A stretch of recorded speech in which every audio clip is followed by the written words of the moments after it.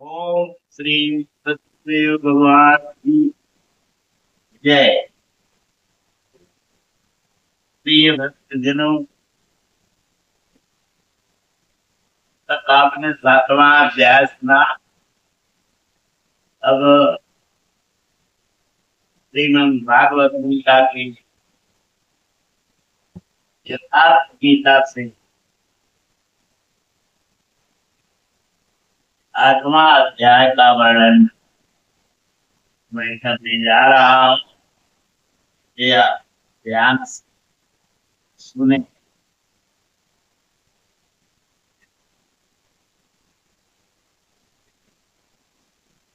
अब तक सातवें अध्याय के अंत में योगेश्वर श्री कृष्ण ने कहा कि पुण्य कर्म नियत कर्म आराधना को करने वाले योगी संपूर्ण पापों से छूटकर व्याप्त ब्रह्म को जानते हैं।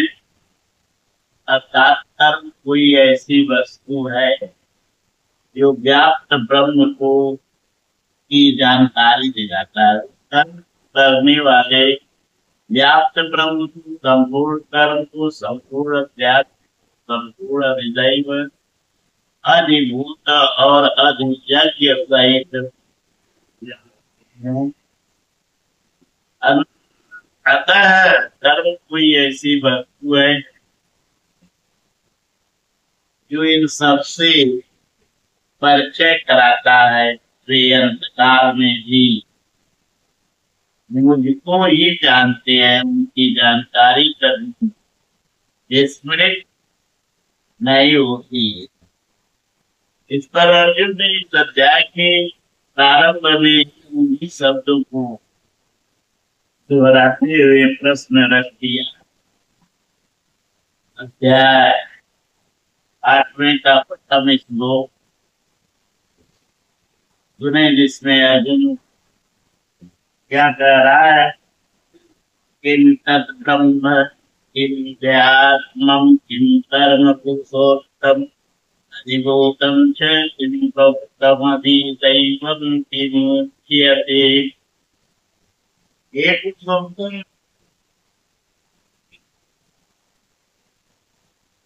वह ब्रह्म क्या, अध्यात्म क्या है, कर्म क्या है, अधिभूत तथा अधिदैव किसे कहा जाता है।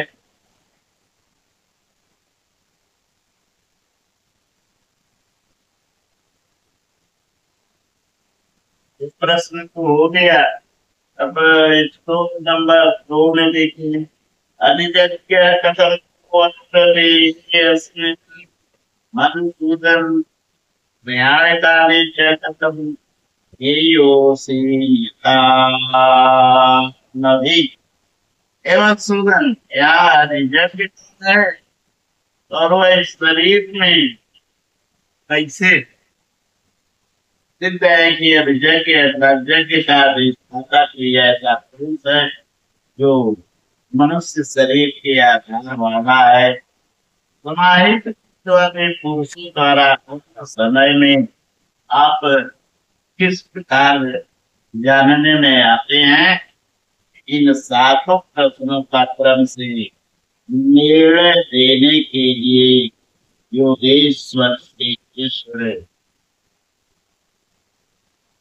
श्लोक नंबर 3 में कहते हैं। श्री भगवानुवाच अक्षरं ब्रह्म परमं स्वभावो अध्यात्मैक्यते भावोद्भव कर्मो निसर्ग कर्म तद्गीतः। अक्षरम ब्रह्म परमम, जो है जिसका क्षय नहीं, वही परम है। स्वभाव अध्यात्म उच्यते, स्वयं स्थित ही अध्यात्म अर्थात आत्मा का आधिपत्य है।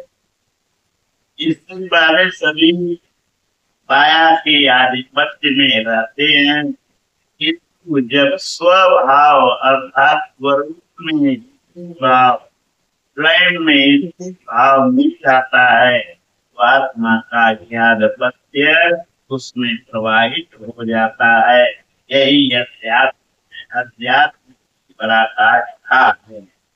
भूत भाव गौर भूत के भाव जो कुछ न कुछ उपभोग करते हैं, अर्थात कार्यों के भी संकल्प अरे अथवा बुरे संस्कारों की संरचना करते हैं, उनका विसर्ग अर्थात विसर्जन, उनका एक जाना ही कर्म की पराकाष्ठा ही संपूर्ण कर्म, जिसके लिए योगेश्वर ने कहा वह संपूर्ण कर्म को जानता है, वहाँ कर्म पूर्ण है, आदि आवश्यकता नहीं है। चेत कर इस अवस्था में जब के वे भाव जो कुछ न कुछ रखते हैं, अनेक बुरे संस्कार संग्रह करते हैं, बनाते हैं, वे जब सर्वथा शांत हो जाए, यही कर्म की संपूर्णता है। इसके आगे कर्म करने की आवश्यकता नहीं रह जाती। अतः कर्म कोई ऐसी वस्तु के संपूर्ण संकल्प को जिनसे कुछ न कुछ संस्कार बनते हैं, उनका समर्थक होती है। कर्म का अर्थ है आराधना, चिंतन, जो यज्ञ में है। अब आप श्लोक नंबर 4 है। अधिभूतम सरोभाव सच्चादैवतम अधिजज्ञेवात्मदेहेदितांबर। जब तक अक्षय भाव नहीं मिलता तब तक नष्ट होने वाले संपूर्ण क्षर भाव अधिभूत अर्थात भूतों के अधिष्ठान है, वही भूतों की उत्पत्ति के कारण है। प्रकृति से परे जो परम है वही अधिदैव अर्थात संपूर्ण देव दैवी संपद का अधिष्ठाता है। दैवी संपद परम देव में मिल जाती है। देहधारी में श्रेष्ठ अर्जुन, इस मनुष्य तन में मैं ही यज्ञ अर्थात यज्ञों का आता हूँ। अतः इसी शरीर में अव्यक्त में स्थित महापुरुषी यज्ञ है। श्री कृष्ण एक युग में जो संपूर्ण यज्ञों का भोक्ता है, अंतर में यज्ञ उसमें प्रवेश पा जाते हैं, वही परम स्वरूप मिल जाता है। इस प्रकार अर्जुन का समाधान हुआ। अब अंतिम प्रश्न की अंत काल में कैसे आप जानने में आते हैं, जो कभी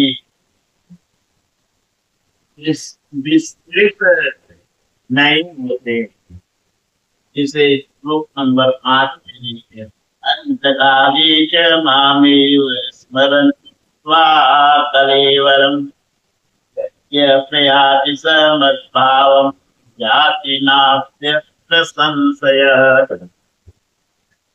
योगेश्वर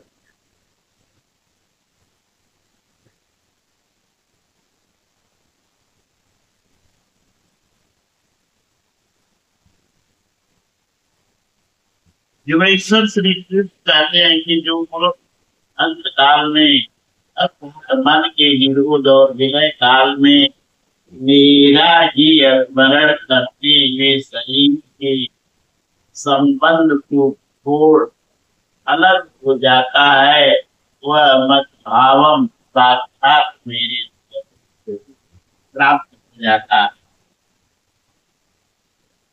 इसमें कहीं को संशय नहीं।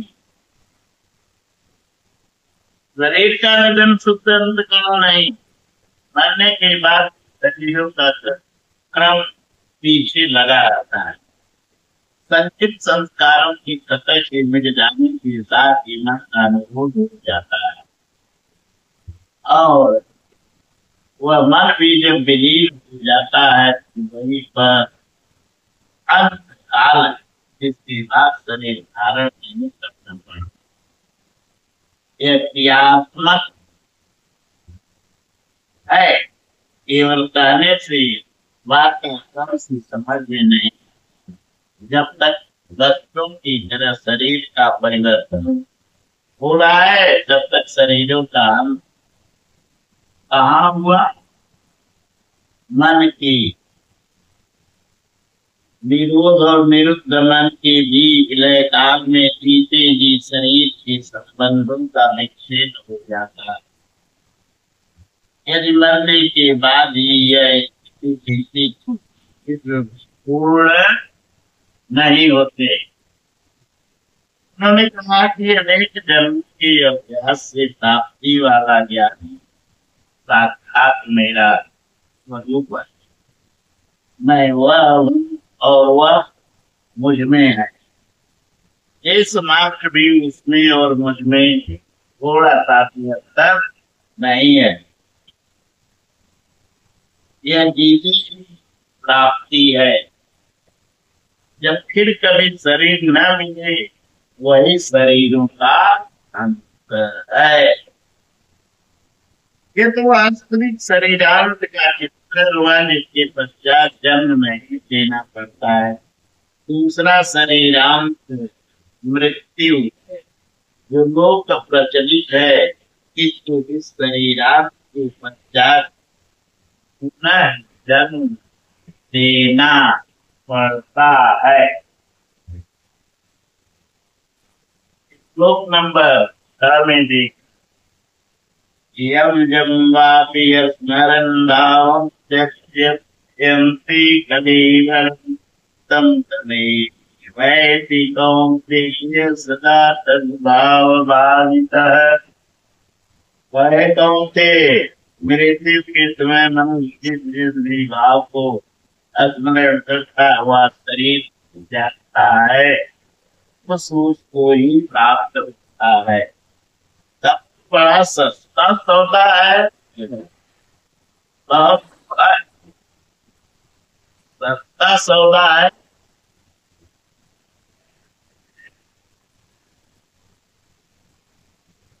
आजीवन मौज करे और मन लगे तो भगवान का स्मरण कर ले। किंतु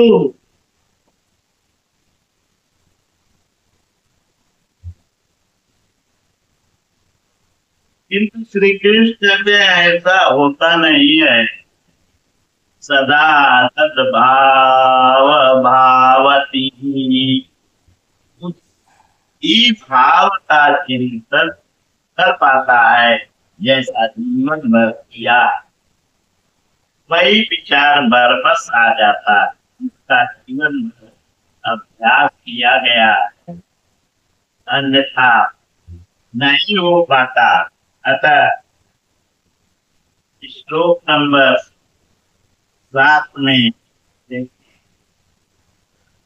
तस्मात् सर्वे काले स्मरन् युध्य च मयि अर्पितमनो बुद्धिर्मामे स्वस्य संशयम्। इसलिए हे अर्जुन, तू हर समय मेरा स्मरण कर और युद्ध कर। मुझ में अर्पित मन और बुद्धि से युक्त होकर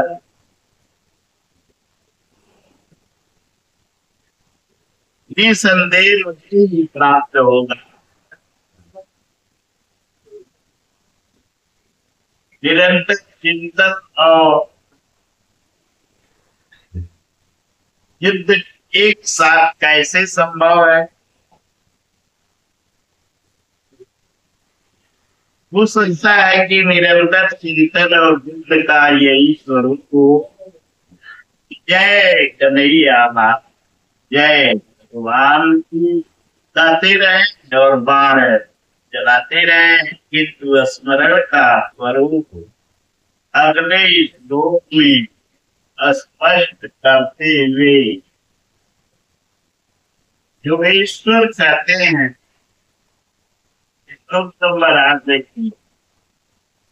ध्यास युग युक्तेन चेतसा नायं परमं पुरुषं देव्यं पार्थानुचिन्तयन्। कि आप स्मरण के लिए योग के अभ्यास से युक्त हुआ, मेरा चिंतन और योग का अभ्यास पर्याय है। मेरे सिवा शरीर में जाने वाले चित्त से निरंतर चिंतन करने वाला परम प्रकाश स्वरूप दिव्य पुरुष अर्थात परमात्मा को प्राप्त होता है। मान लीजिए कि यह पेंसिल भगवान है, तो इसके सिवा अन्य किसी वस्तु का स्मरण नहीं आना चाहिए।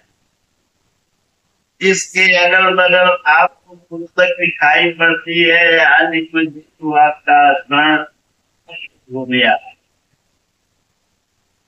स्मरण जब इतना सूक्ष्म है कि इसके अतिरिक्त दूसरी वस्तु का स्मरण भी न हो, मन में तरंगे भी न आए, तो स्मरण और शुद्ध दोनों एक साथ कैसे होगा? बस जब आप वो सब ओर से समेट कर अपने राज्य की स्मरण में प्रवृत्त होते हैं, तो उस समय माइक प्रवृत्तियां काम, क्रोध, राग, द्वेष बाधा के में सामने प्रकट ही है। आप स्मरण करेंगे, वे आपके अंदर विवेक पैदा करें। आपका मन स्मरण से चलायमान करना चाहिए।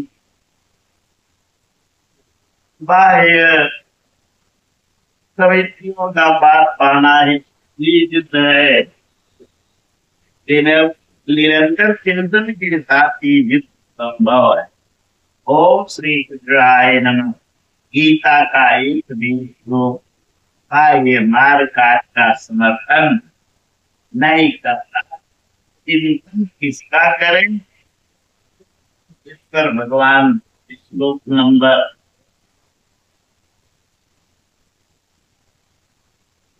9 में कहते हैं, कवि पुराण मनसा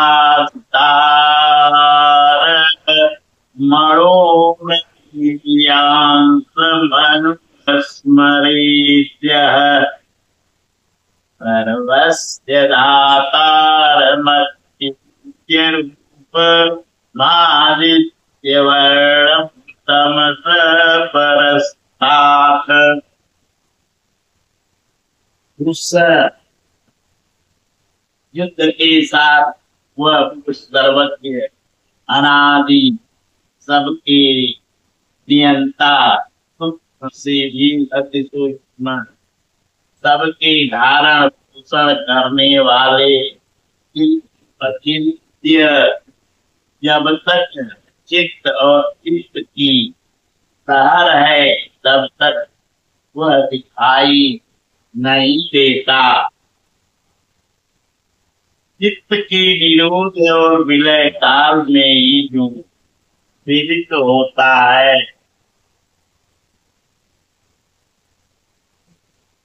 नित्य प्रकाश स्वरूप और अविद्या से परे परमात्मा का स्मरण करता है।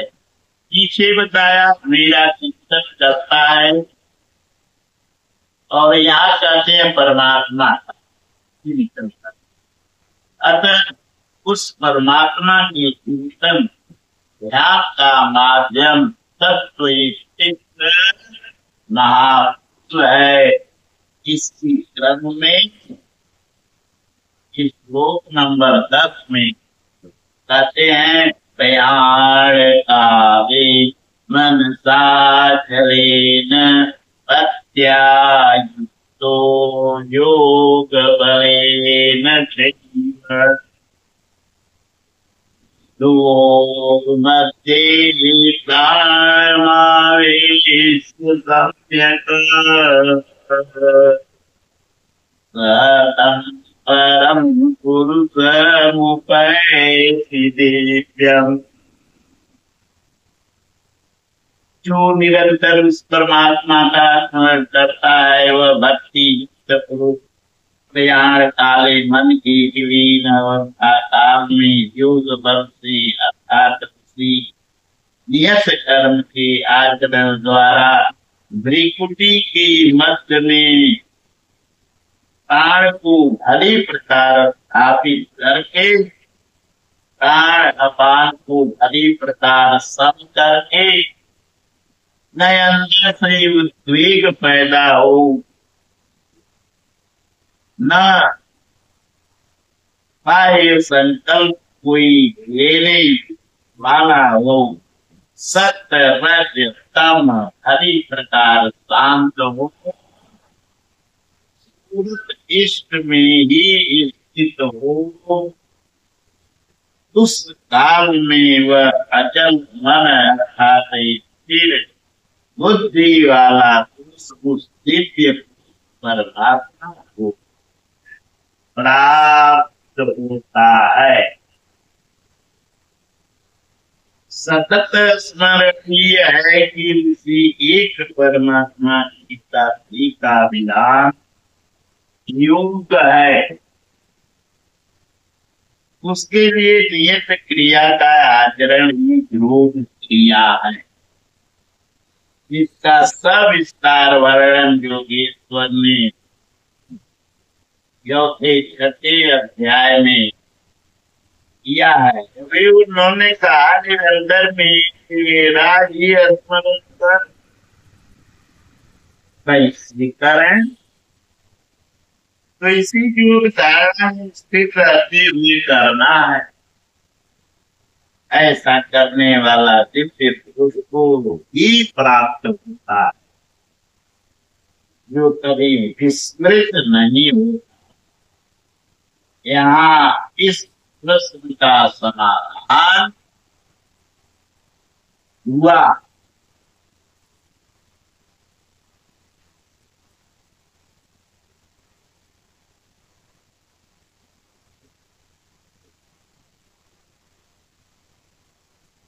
यहाँ इस प्रश्न का समाधान हुआ कि आप प्रयाण काल में किस प्रकार जानने में आपके पाने योग्य पद का चित्रण देख कैसे पाया जाता है। गीता में स्थान पर आया है। श्लोक नंबर 11 देख, यदक्षरं वेद विदो वदन्ति विशन्ति यद्यतयो वीतरागाः यदिच्छन्तो ब्रह्मचर्यं चरन्ति तत्ते पदं संग्रहेण प्रवक्ष्ये। वेद अर्थात अविदित तत्व को प्रत्यक्ष जानने वाले लोग जिस परम पद को अक्षरम कहते हैं, वीतराग महात्मा जिसमें प्रवेश के लिए यत्नशील रहते हैं, जिस परम पद को चाहने वाले ब्रह्मचर्य का पालन करते हैं। ब्रह्मचर्य का अर्थ जनेन्द्रिय मात्र का निरोध नहीं, बल्कि ब्रह्मचार आचरित स ब्रह्मचारी बाह्य स्पर्श मन से त्याग कर ब्रह्म का निरंतर चिंतन स्मरण ही ब्रह्मचर्य है। जो ब्रह्म का दर्शन करा जो वो ब्रह्म का दर्शन करा, उसी में आन लीला शांत हो जाता है। इस आचरण से इंद्रिय संयम ही नहीं, बल्कि सकलेन्द्रिय संयम स्वतः हो जाता है। इस प्रकार जो ब्रह्मचर्य का आचरण करते हैं, जो हृदय में संग्रह करने योग्य हैं, धारण करने योग्य हैं, उस पद को मैं तेरे लिए कहूंगा। वह पद है क्या, कैसे पाया जाता है, इस पर गुरुदेश्वर श्री कृष्ण श्लोक नंबर 12 में कहते हैं, सर्वद्वाराणि यमनोहिते निरोध्य धन्यादाय आत्मन प्राणमास्थितो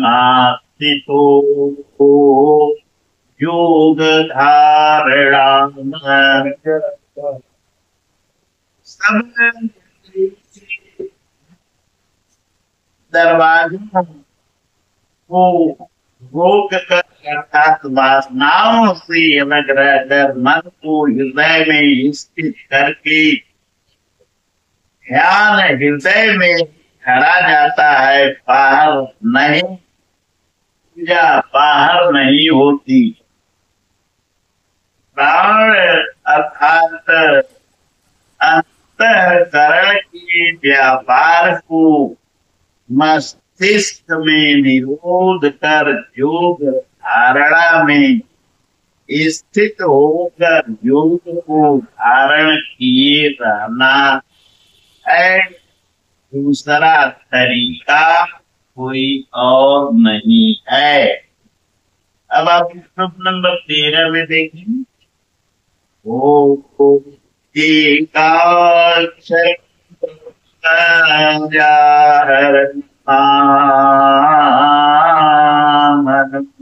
स्मरण प्रयाति देह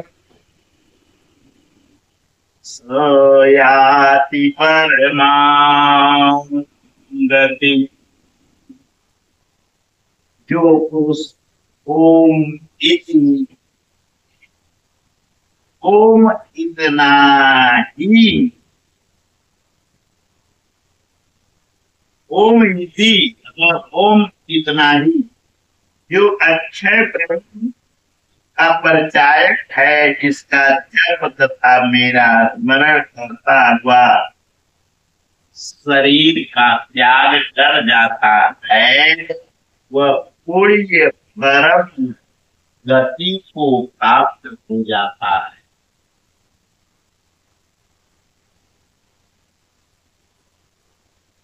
श्री कृष्ण योगेश्वर परम तत्व